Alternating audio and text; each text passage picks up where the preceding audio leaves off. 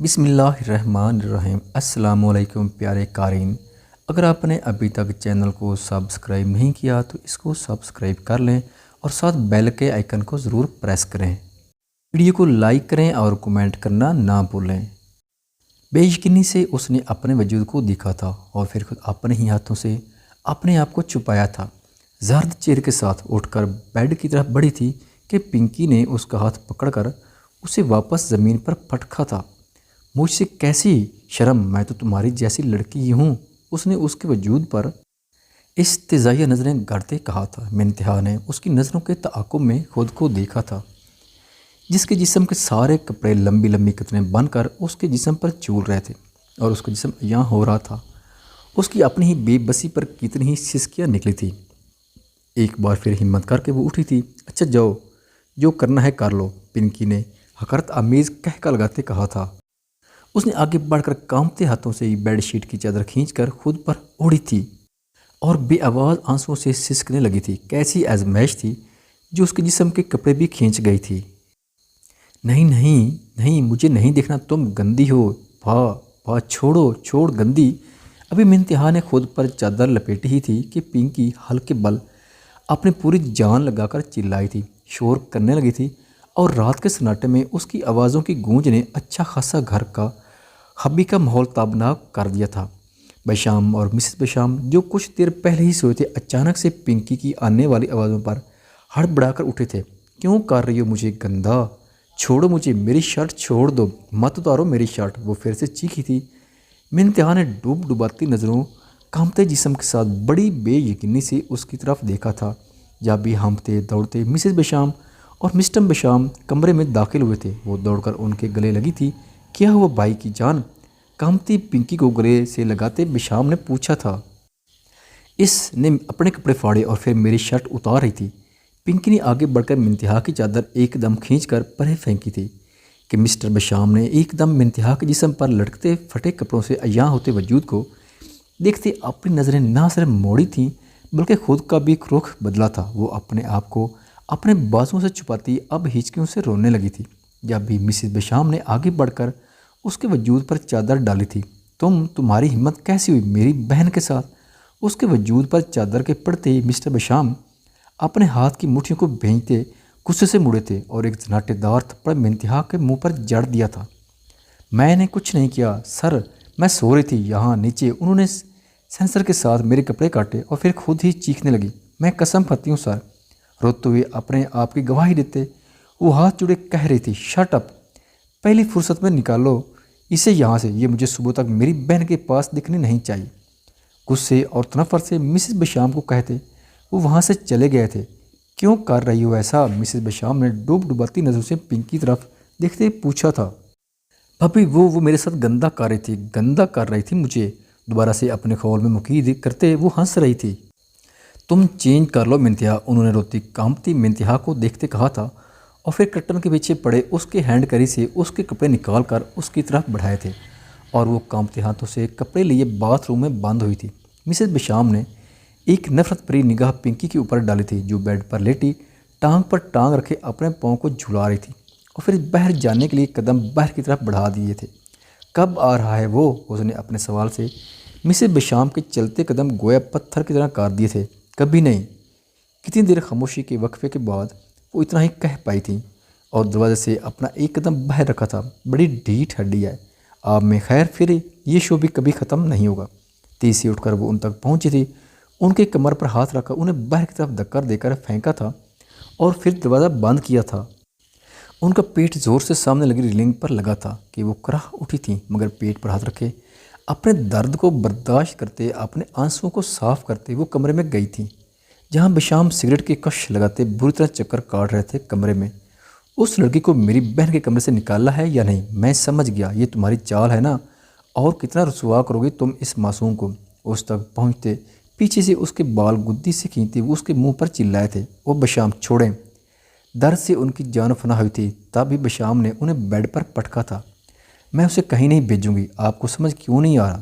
وہ ٹھیک ہے، وہ یہ سب بس اس کی وجہ سے کر رہی ہے۔ اب چٹاخ، میرے سامنے اس واقعہ کو دہرانے کی جرت کیسے ہوئی تمہاری؟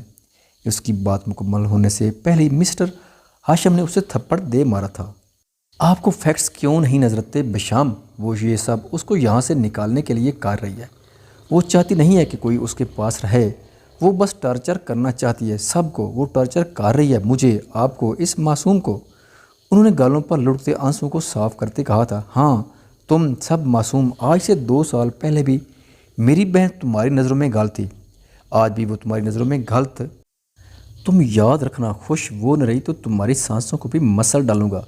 उसकी गर्दन पर गिरफ्त बढ़ाते वो इश्तियाल से फुंकारे थे, नहीं यकीन ना, आपको मुझ पर चलें मेरे साथ अभी इसी वक्त। वो उनका हाथ पकड़ती उनको खींचकर कमरे से बाहर लाती। कि अब भी तुम्हें गैरत नहीं है? कब छोड़कर जाओगे और कब अपनी मनहूस शक्ल दिखाना बंद करोगे? पिंकी ने तनफ्फुर से हाथ में पकड़ा डेकोरेशन पीस मिनतिया की तरफ फेंकते कहा था। जब वो कपड़े चेंज कर के बाहर निकल रही थी और वो कांच का डेकोरेशन पीस उसके बरवत पीछे होने से उसके कदमों पर ढेर हुआ था। बाहर खड़े बशाम और मिसेस बशाम ने उसकी तेज़ चीखती की आवाज़ सुनी थी। मिस्टर बशाम अफसोस से सर हिलाते अपने कमरे में दोबारा चले गए थे।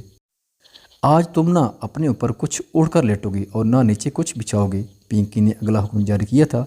ठंडे फर्श पर वो उसको बगैर कोई जवाब दिए लेट गई थी, अपना ब्लैंकेट और मैट्रेस साइड पर करते। पिंकी कहकर लगाकर हंसी थी उसकी बेबसी और मजबूरी और डटाई पर। बाहर खड़ी मिसेस बशाम की आंखों से आंसू निकले थे, मगर वो बेबस थीं। उनकी आंखों के सामने वो लम्हात लहराए थे जब वो कभी मिनतिहा की जगह पर थीं और इस घर में आई थीं।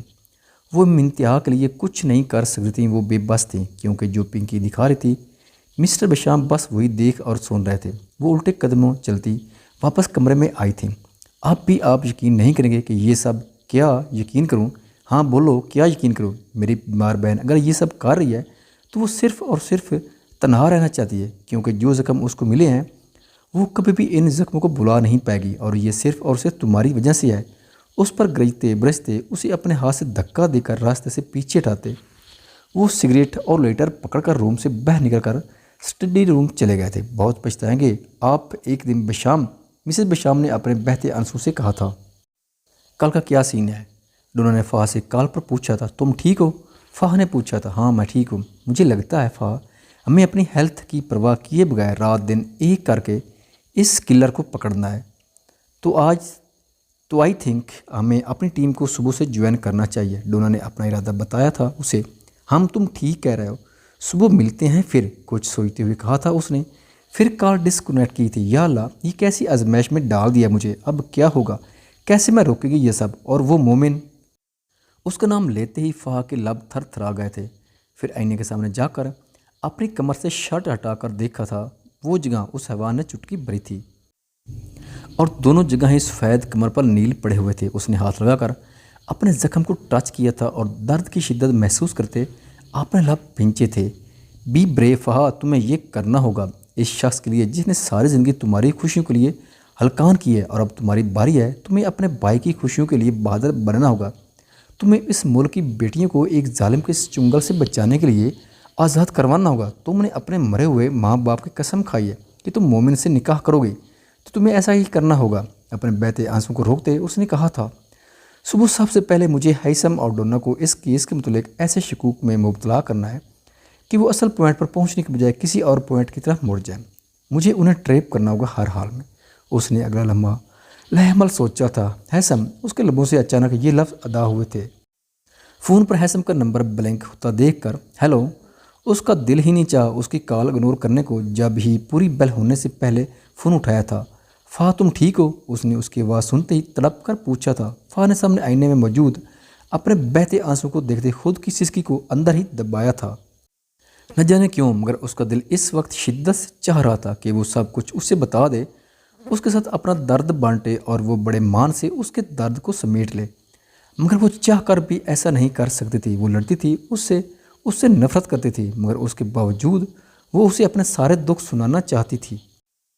उसके दिल ने शिद्दत से एक अनजानी अंगड़ाई लेकर हैसम वलीद खान के लिए नरमी बरती थी, जिस पर वो खुद भी मुतमैन थी। हाँ मैं ठीक हूँ, उसने अपनी नमी घुली हुई आवाज़ पर काबू पाते कहा था।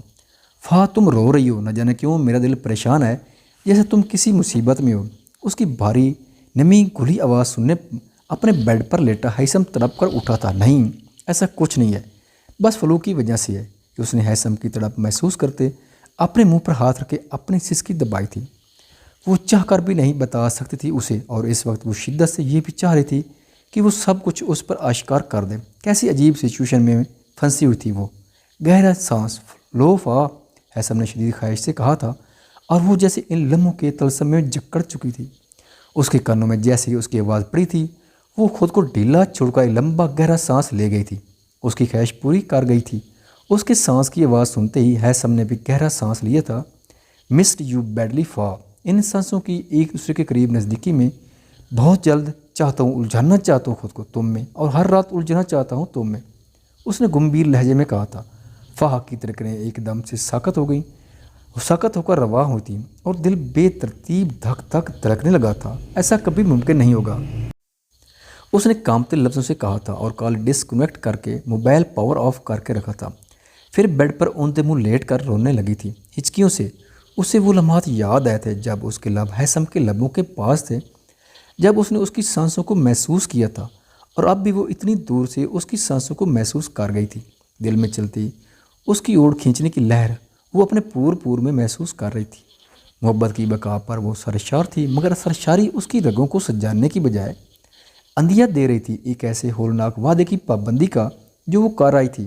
کیسے منائے گی وہ خود کو، گھر والوں کو؟ کیسے اس کا دل توڑے گی جو اسے عشق کرتا ہے؟ کیا کچلا جانا آسان ہے؟ وہ اگر اپنے بھائی کی خوشی کے لیے ہیثم کا دل توڑ رہی تھی تو کیا وہ ٹھیک کر رہی تھی؟ اگر یہی قربانی زویشہ نے دے دی تو، اگر اس کو بھی پتہ چل گیا کہ فہا سلطان چودھری سے اس کا بھائی محبت کرتا ہے تو کیا ہوگا؟ اس نے دہل کر سوچا تھا، کیا وہ بھی اس سے لڑے گی؟ کیا وہ بھی اس سے ویسے ہی اپنے بھائی کی محبت کی بھیک مانگے گی جیسے وہ مانگ کر آئی ہے؟ اس کے سامنے ہاتھ جوڑ کر وہ کبھی خود کو اس کے سامنے گڑ گڑاتا دیکھتی، اور کبھی اس کو خود کے سامنے گڑ گڑاتا پاتی۔ یہ اس کی زندگی کا سب سے زیادہ وحشت زدہ لمحہ تھا۔ گھبرا کر اس نے موندی ہوئی آنکھیں کھولی تھیں۔ زندگی کے اس موڑ پر کھڑی تھی وہ جہاں خود کو جھلستی ہوئی آگ میں جھونکنے کا عمل اسے خود سر انجام دینا تھا۔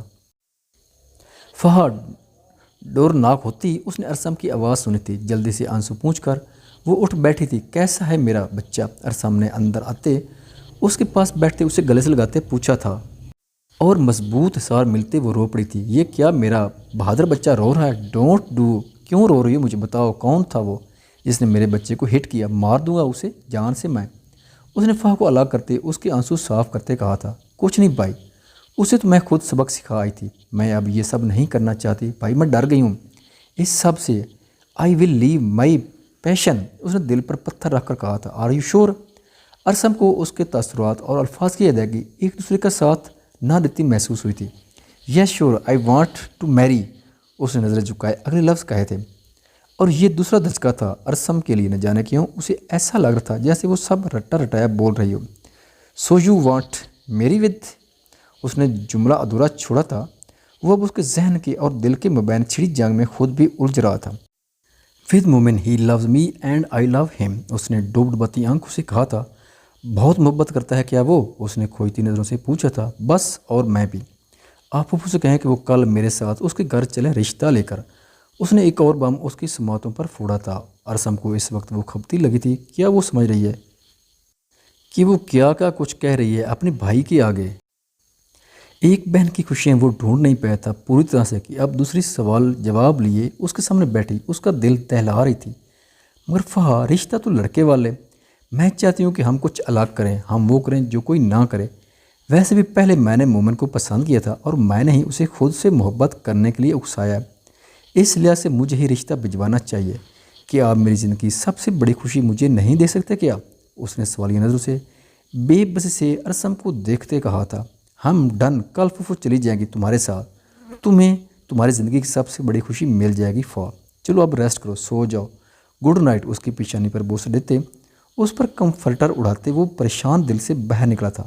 جو فا آج اس کے سامنے بیٹھی کسی رٹے رٹائے طوطے کی طرح سب بول رہی تھی، اس فا سے تو وہ بچپن سے لے کر اب تک کبھی ملا ہی نہیں تھا، اور جس فا کو وہ جاتے ہوئے چھوڑ کر گیا تھا اس کی ہلکی سی جھلک بھی اسے کہیں نظر نہیں آ رہی۔ کیا اپنی محبت کے بارے میں ایسے آنکھوں میں ویرانیاں بھر کر بتایا جاتا ہے؟ کیا محبت خوشی نہیں دیتی، موت ہوتی ہے؟ تو اگر فہا مومن سے محبت کرتی ہے تو اس کے تاثرات قریب المرگ کیوں تھے؟ بے چین ہوتے۔ وہ اپنے کمرے میں آیا اور گاڑی کی کیز لے کر باہر نکلا تھا۔ یہ میں کیا سن رہا ہوں رزکی کہ تم میک کے دونوں بیٹوں کے ساتھ ہمنا اور زینب کی شادی کرنے والے ہو بہت جلد؟ سفیر نے سگریٹ کا کش لگاتے کہا تھا۔ جب گدڑ کی موت آتی ہے تو شہر کا رخ کرتا ہے۔ مہک کے ساتھ اس سے زیادہ کچھ اور سین نہیں ہونے والا۔ ذکی نے شراب سے بڑا گلاس اپنے اندر اڈلتے کہا تھا، مگر وہ تو کہتا ہے کہ تم نے اسے زبان دیا ہے اور تم اپنی بات سے نہیں پھرو گے۔ سفیر نے بھی اپنے ٹیبل پر پڑا گلاس اٹھایا تھا۔ مہک وہ بلا ہے جس کو دن میں بھی چچڑوں کے خواب آتے ہیں۔ سمجھو وہ صرف اور صرف میری بساط کا وہ مہر ہے جس کے ہاتھ میں میرا ایک اہم راز ہے۔ اس راز کے ختم ہوتے ہی اس کی بساط اچھے سے اٹھنا میں جانتا ہوں۔ ایک گولی کی مار ہے وہ، کام ختم، اس کی زندگی ختم۔ رہی بات ہمنا اور زینب کی، تو میری بیٹیوں کی قسمت میں کیا وہ ہجڑے ہی رہ گئے تھے؟ بہت شاندار دولہے ڈھونڈوں گا میں ان کے لیے۔ ذکا اللہ نے گردن اکڑاتے کہا تھا۔ ابدال کے بارے میں کیا خیال ہے تمہارا؟ ویسے بھی وہ زینب کو پسند کرتا ہے۔ سفیر نے اپنی بات ذکی کے سامنے رکھی تھی۔ ابدال مجھے بھی بہت پسند ہے۔ آج ہی گھر جا کر میں زینب سے بات کرتا ہوں اور پھر ایک شاندار پارٹی آرگنائزر کریں گے، ذکی نے جوش سے کہا تھا۔ مگر اگر میک کو پتہ چل گیا کہ تم نے میرے بیٹے کے لیے زینب کے رشتے کی ہاں کیا ہے تو؟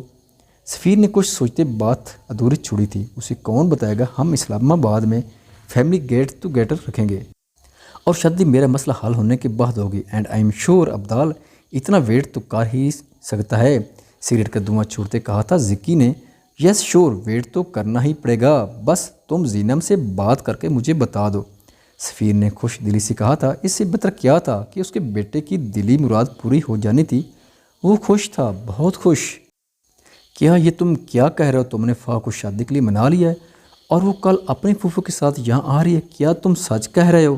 بیربل مومن کے تم مانو پاؤں ہی زمین پر نہیں لگ رہے تھے، اس قدر خوش تھا وہ کہ شاید اپنی خوشی کو لفظوں میں بیان ہی نہیں کر پا رہا تھا۔